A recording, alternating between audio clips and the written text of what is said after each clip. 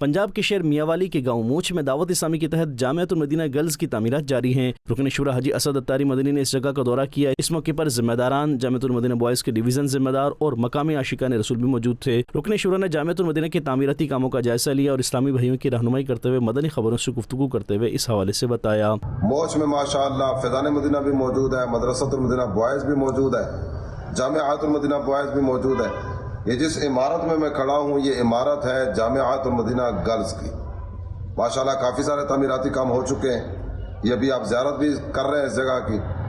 بہت سارے کام ہو چکے ہیں، بہت سارے کام باقی ہیں، دروازے لگنا باقی ہیں، کھڑکیاں لگنا باقی ہیں، فرش کا کام باقی ہے، بجلی کا کافی سارا کام باقی ہے، اور اس کے اوپر ایک فلور مزید بھی بنے گا۔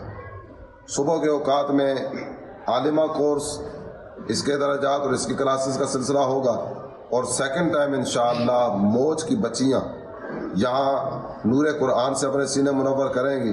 ناظرہ قرآن پاک پڑھنے کی کلاسز کا سلسلہ بھی ہوگا۔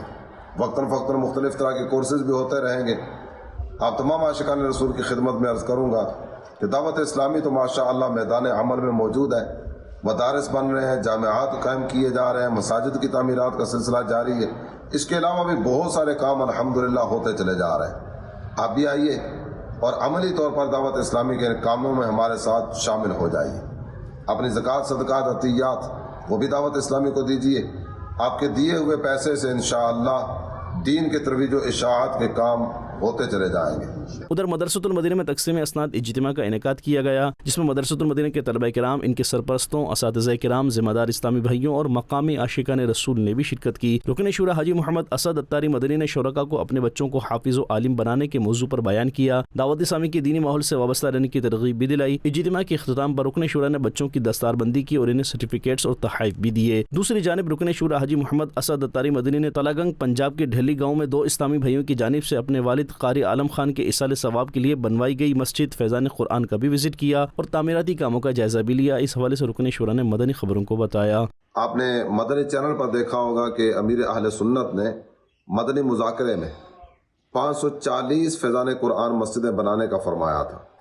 تو یہ ماشاءاللہ ڈھلی گاؤں میں عالی شان، عظیم الشان اور بڑی خوبصورت مسجد تعمیر ہو رہی ہے، جامع مسجد فیضان قرآن۔